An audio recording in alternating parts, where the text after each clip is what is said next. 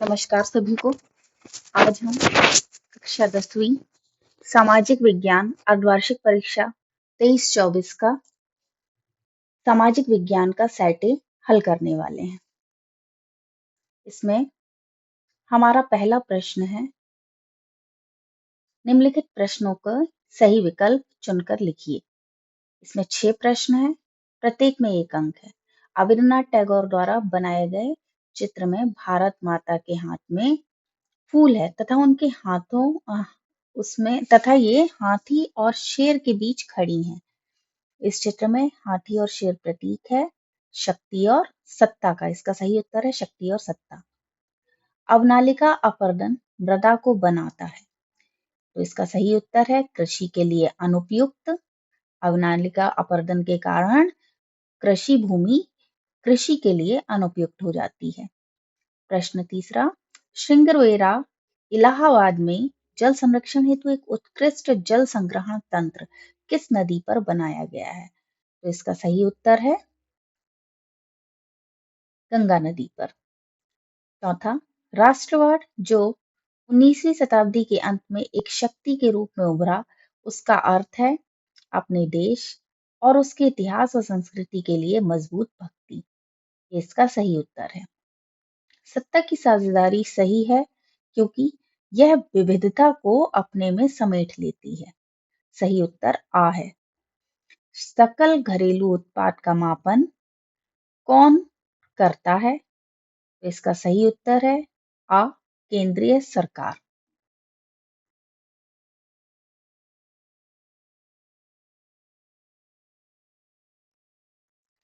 प्रश्न क्रमांक 2, रिक्त स्थानों की पूर्ति कीजिए।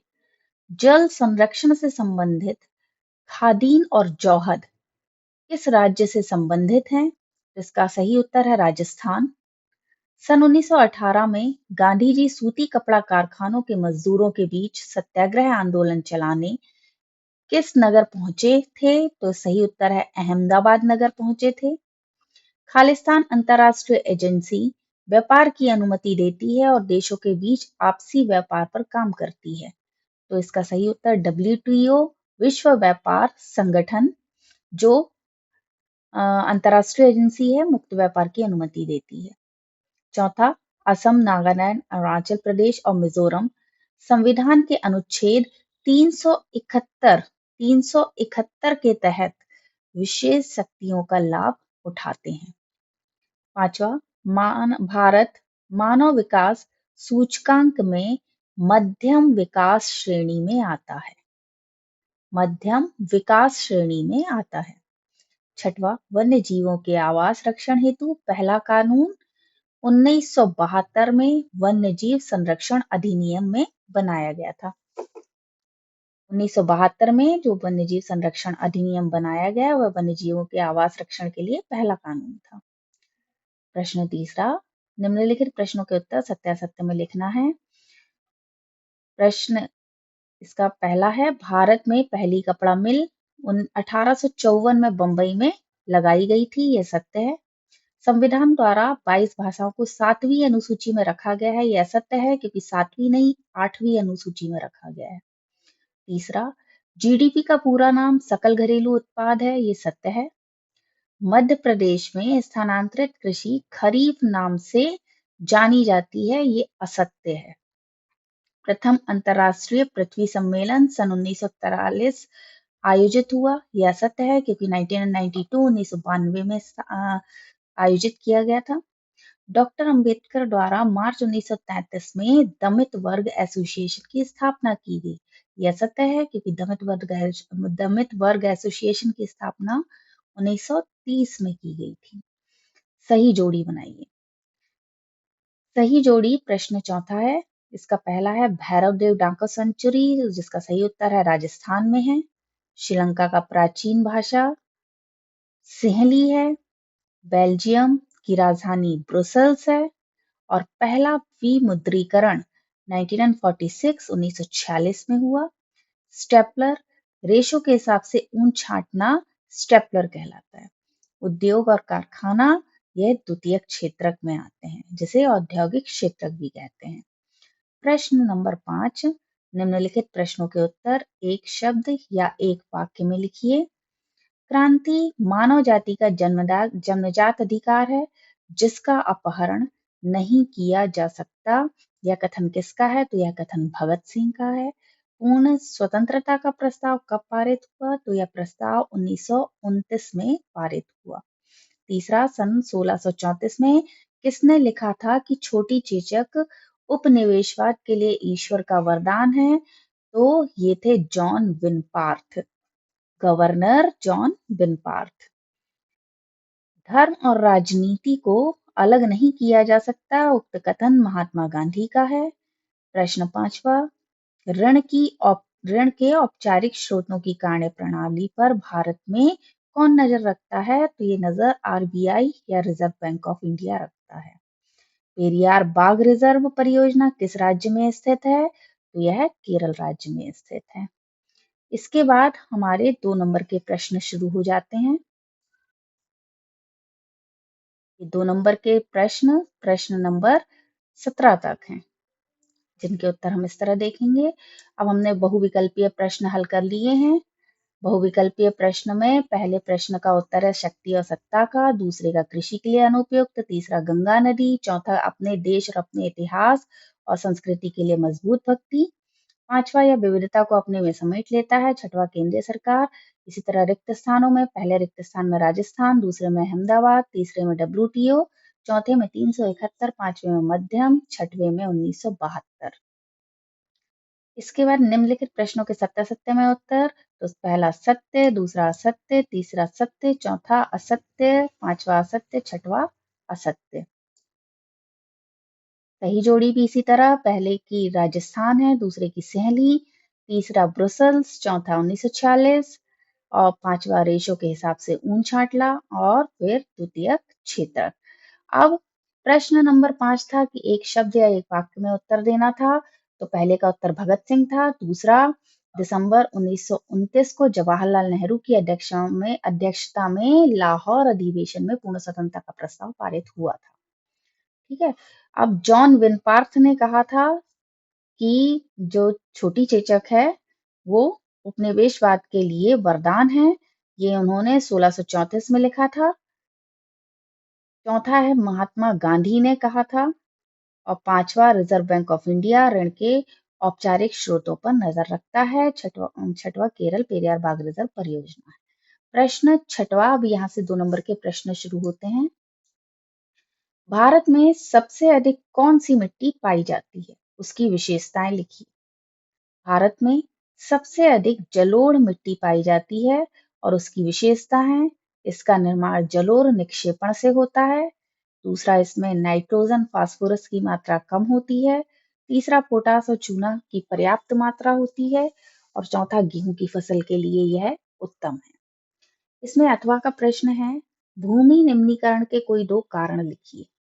तो भूमि निम्नीकरण के 2 कारण लिखना है। तो भूमि निम्नीकरण के कारण है मृदा अपरदन, रासायनिक उर्वरकों का अत्यधिक प्रयोग, अत्यधिक पशुचारण, नगरीकरण, औद्योगिकरण और खनन। ये सभी कारण भूमि निम्नीकरण के हैं। इनमें से आप कोई भी 2 कारण लिख सकते हैं। प्रश्न 7वां, वन्य जीव संरक्षण अधिनियम में संकटग्रस्त जातियों को बचाने के लिए क्या नियम बनाए गए? वन्यजीव संरक्षण अधिनियम 1972 में संकटग्रस्त जातियों को बचाने के लिए निम्न नियम बनाए गए हैं। पहला, अवैध शिकार और व्यापार पर प्रतिबंध लगाया गया है। दूसरा, संरक्षित क्षेत्रों की स्थापना की गई है और तीसरा, जन जागरूकता के लिए विविध कार्यक्रम बनाए गए हैं। इसमें अथवा का प्रश्न है, प्रश्न 7वें का, पारिस्थितिक तंत्र क्या है? वन पारिस्थितिक तंत्र की उपयोगिता लिखिए। उत्तर है, पारिस्थितिक तंत्र भौतिक पर्यावरण और उसमें रहने वाले जीवों को सम्मिलित रूप से पारिस्थितिक तंत्र कहते हैं।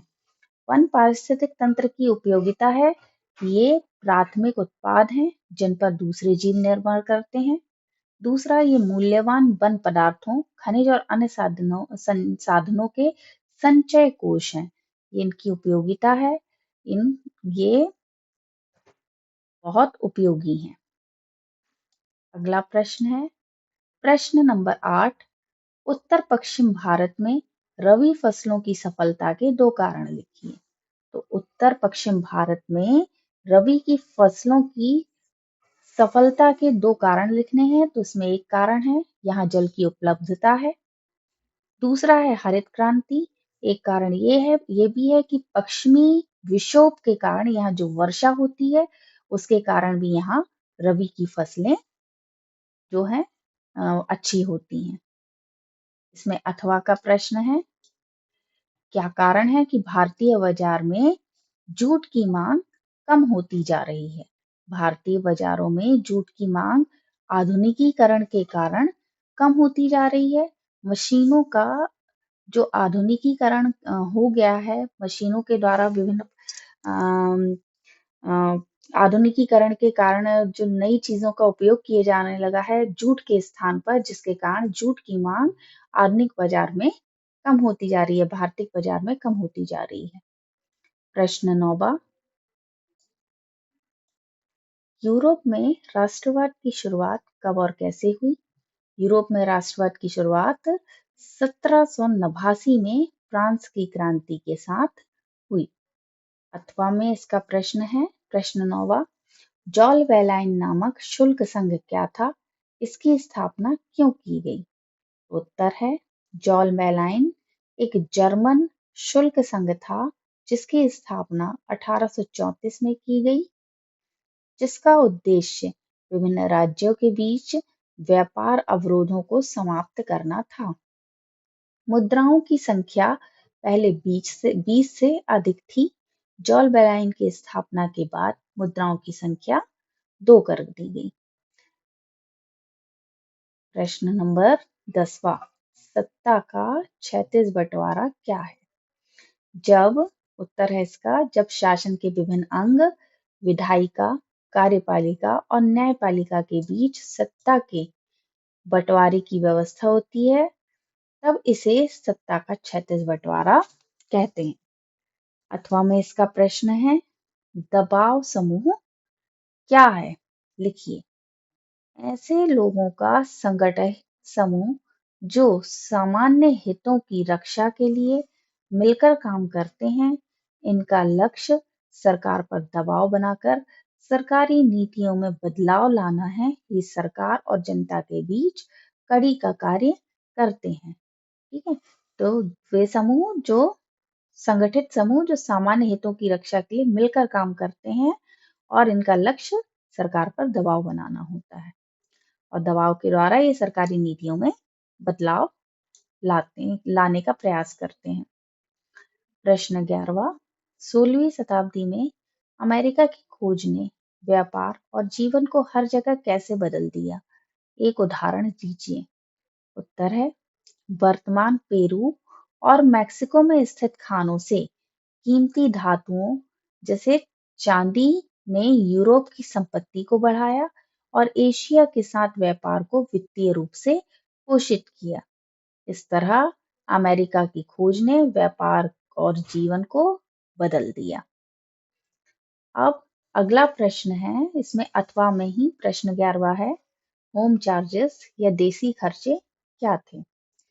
भारत के साथ व्यापार में हमेशा ब्रिटेन को फायदा होता था। ब्रिटेन हमेशा व्यापार अधिशेष में रहता था जिससे ब्रिटेन के देशी खर्चे पूरे किए जाते थे।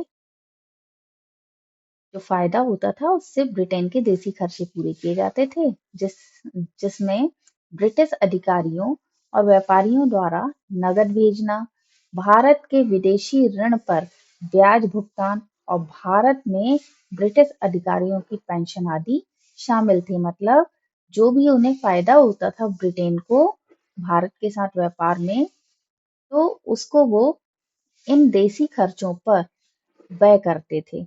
यही होम चार्जेस थे या देसी खर्चे थे। प्रश्न 12वां, सूरत, हुगली और मछलीपट्टनम बंदरगाहों का महत्व 17वीं सदी के अंत में क्यों कम हो गया। इसका उत्तर है औद्योगिकरण के पूर्व अंतरराष्ट्रीय कपड़ा बाजार में भारत के रेशम और सूती वस्त्रों की मांग अधिक थी। भारत में महीन किस्म का कपास मिलता था। सूरत, हुगली और मछलीपट्टनम बंदरगाह के जरिए भारत का वस्त्र उद्योग खाड़ी देशों व लाल सागर के बंदरगाह से जुड़ा था। 1750 में यूरोपीय कंपनियों का अधिकार बढ़ा तथा भारतीय सौदागरों का विदेशी नेटवर्क कमजोर पड़ गया। इन बंदरगाहों से होने वाले निर्यात में कमी आई, जिसके कारण 17वीं सदी के अंत तक व्यापार जो था 1.6 करोड़ से घटकर मात्र 30 लाख रुपए रह गया। इस तरह व्यापार कम हो गया। प्रश्न 12वां, अथवा के बाद ब्रिटेन की महिला कामगारों ने स्पिनिंग जेनी का विरोध क्यों किया? उत्तर है जेम्स हरग्रीव्स ने 1764 में स्पिनिंग जेनी का आविष्कार किया। इस मशीन ने कताई की प्रक्रिया को तेज कर दिया। मशीन के कारण मजदूरों की मांग भी घटने लगी। इससे बेरोजगारी की समस्या उत्पन्न हुई। इस क्षेत्र में क्योंकि अधिकतर महिलाएं संलग्न थीं, जिन पर इसका विपरीत प्रभाव पड़ा। अतः ब्रिटेन कई महिला कामगारों ने स्पिनिंग जेनी मशीन का विरोध किया, क्योंकि स्पिनिंग जेनी मशीन ने उनका रोजगार छीन लिया था। प्रश्न नंबर 13, भारत में महिला और पुरुषों की साक्षरता दर क्या है? भारत में महिलाओं की साक्षरता दर 65.46% है तथा पुरुषों की साक्षरता दर 74.04% है।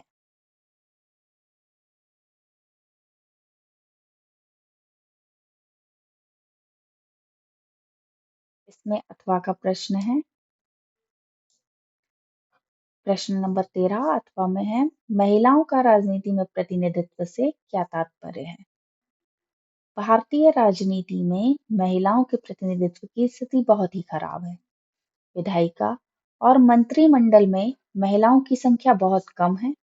इस स्थिति को सुधारने स्थानीय निकायों में महिलाओं के लिए 1/3 सीटें आरक्षित की गई हैं, लेकिन संसद और विधानसभा में अभी तक महिलाओं के लिए कोई आरक्षण नहीं मिला है। प्रश्न 14, विश्व बैंक की विश्व विकास रिपोर्ट के अनुसार समृद्ध तथा निम्न आय वाले देश के मानक क्या हैं? विश्व बैंक की विकास रिपोर्ट के अनुसार जिस देश में जिस देश की आय 2019 में प्रति व्यक्ति यूएस डॉलर 49,300 प्रति वर्ष है या उससे अधिक है, तो उसे समृद्ध देश, तथा प्रति व्यक्ति आय डॉलर 2500 प्रति वर्ष है, उसे कम या निम्न आय वाला देश कहते हैं। इसके लिए यही मानक तय किए गए कि एक वर्ष में अगर किसी देश में प्रति व्यक्ति आय 49,300 डॉलर प्रति वर्ष है, तो वो समृद्ध देश है, और अगर 2500 डॉलर है तो वह निम्न आय वाला देश है। प्रश्न नंबर 14, शिशु मृत्यु दर से आप क्या समझते हैं? इसे विकास के लक्ष्य में क्यों रखा गया है? उत्तर है किसी वर्ष पैदा हुए 1000 जीवित बच्चों में मरने वाले बच्चों की संख्या को शिशु मृत्यु दर कहते हैं। यह आंकड़ा जितना कम होगा, विकास की दृष्टि से उतना ही अच्छा माना जाएगा। इसमें किसी क्षेत्र में उपलब्ध स्वास्थ्य सेवाओं की गुणवत्ता का पता चलता है। प्रश्न नंबर 15, भारत में छिपी हुई बेरोजगारी सर्वाधिक किस क्षेत्र में पाई जाती है? लिखिए। भारत में छिपी हुई बेरोजगारी सर्वाधिक प्राथमिक क्षेत्रक में पाई जाती है। प्राथमिक क्षेत्रक को कृषि क्षेत्रक भी कहते हैं। प्राथमिक क्षेत्रक में लोग प्रत्यक्ष रूप से तो कार्य में लगे रहते हैं, लेकिन वे अपनी क्षमता से कम काम कर रहे होते हैं। उदाहरण के लिए, कृषि में मात्र 2 एकड़ भूमि पर परिवार के सभी 8 सदस्यों का कार्य करना, जबकि काम के लिए कम सदस्य ही काफी थे। तो अगर ये 2 एकड़ में 2 या 4 व्यक्ति लगे होते, तो वो भी काम कर सकते थे, लेकिन परिवार के अन्य 4 सदस्य जो हैं, वो इस काम में वैसे ही लगे हुए हैं। तो इस तरह की जो बेरोज़गारी होती है कि व्यक्ति अपनी क्षमता से कम कार्य करता है, इस तरह की बेरोज़गारी छिपी हुई बेरोज़गारी कहलाती है। अथवा अथवा में प्रश्न 15 का प्रश्न है, कार्यों के आधार पर अर्थव्यवस्था को कितने क्षेत्रकों में बांटा गया है? तो कार्य के आधार पर अर्थव्यवस्था को 3 क्षेत्रक में बांटा गया है। पहला प्राथमिक, द्वितीयक और दूसरा द्वितीयक, तीसरा तृतीयक। प्राथमिक क्षेत्रक में कृषि, खनन, मत्स्य पालन और पशुपालन इत्यादि आते हैं, इसे कृषि क्षेत्रक भी कहते हैं। द्वितीयक क्षेत्रक, उसमें गन्ने से चीनी बनाना, कपास से सूती वस्त्र बनाना आदि किसी भी तरह के उद्योग धंधे, कुटीर उद्योग, ये सब औद्योगिक क्षेत्रक में आते हैं। इसे औद्योगिक क्षेत्रक भी कहते हैं या द्वितीयक क्षेत्रक भी कहते हैं। तृतीय क्षेत्रक, इसके अंतर्गत संचार, परिवहन, भंडार, बैंकिंग आदि आते हैं और तृतीय क्षेत्रक को सेवा क्षेत्रक भी कहा जाता है। प्रश्न नंबर 16, राष्ट्रीय ग्रामीण रोजगार गारंटी अधिनियम 2005 के प्रमुख प्रावधान लिखिए। तो राष्ट्रीय ग्रामीण रोजगार गारंटी अधिनियम 2005 के प्रमुख प्रावधान निम्न हैं। पहला, सरकार द्वारा इसे 100 दिन रोजगार रोजगार की गारंटी दी जाती है। इसमें अगर सरकार काम उपलब्ध नहीं करवा पाती तो बेरोजगारी भत्ता दिया जाता है, बेरोजगारों को बेरोजगारी भत्ता दिया जाता है। ऐसे कामों को वरीयता दी जाती है जिसमें भूमि से उत्पादन बढ़े या बढ़ाने में मदद मिले, और ये ग्रामीण क्षेत्रों में बढ़ावा देना इसका प्रमुख उद्देश्य है। तो रोजगार गारंटी अधिनियम 2005 के ये प्रमुख प्रावधान है। प्रश्न नंबर 17, औपचारिक और अनौपचारिक ऋण में अंतर। औपचारिक ऋण, ये क्षेत्रक जो हैं आरबीआई की निगरानी में कार्य करते हैं। अनौपचारिक क्षेत्रक ऋण पर आरबीआई निगरानी नहीं करता है। आरबीआई की किसी तरह की भी निगरानी अनौपचारिक क्षेत्रक में नहीं रहती है। औपचारिक क्षेत्रक में ब्याज दर जो है वो निश्चित रहती है और अनौपचारिक क्षेत्रक में ब्याज दर निश्चित नहीं रहती। औपचारिक क्षेत्रक सामाजिक कल्याण के लिए ऋण प्रदान करते हैं और अनौपचारिक क्षेत्रक इनका उद्देश्य केवल लाभ कमाना होता है। औपचारिक क्षेत्रक में बैंक और सहकारी समितियां आती हैं और अनौपचारिक क्षेत्रक में साहूकार, व्यापारी, रिश्तेदार और दोस्त आते हैं। अथवा में प्रश्न नंबर 17 का अगला प्रश्न है, बैंकों में जमा राशियां किस प्रकार बैंकों की आय के स्रोत बनती हैं? बैंक जनता का धन जमा खाते में स्वीकार करते हैं। जो धन बैंक में जमा होता है उसका 15% जो है वो नकद के रूप में अपने पास रख लेते हैं और जमा राशि का एक बड़ा भाग जो है वो ऋण के रूप में देने के लिए उपयोग करते हैं। बैंक जमा पर जो ब्याज देते हैं उससे ज्यादा ब्याज वे ऋण पर लेते हैं। इन दोनों के बीच जो अंतर रहता है वही बैंक की आय कहलाती है या आय का प्रमुख स्रोत होता है। जो ब्याज वो हमें जमा राशियों पर देते हैं और हमारी जमा की हुई राशि ऋण के रूप में वो जब दूसरों को देते हैं तो उससे जो ब्याज अर्जित करते हैं तो हमको दिया गया ब्याज और उनसे अर्जित किया हुआ जो ऋणदाता है उसके द्वारा उससे लिया हुआ ब्याज का जो अंतर होता है वही बैंकों में आय का प्रमुख स्रोत होता है। तो इसके साथ हमारे 2 नंबर के प्रश्न सभी समाप्त हो गए हैं। नमस्कार, फिर मिलेंगे। अगर आपको ये उत्तर अच्छे लगे हों तो चैनल को सब्सक्राइब कीजिए, लाइक कीजिए और अपने मित्रों के साथ शेयर कीजिए।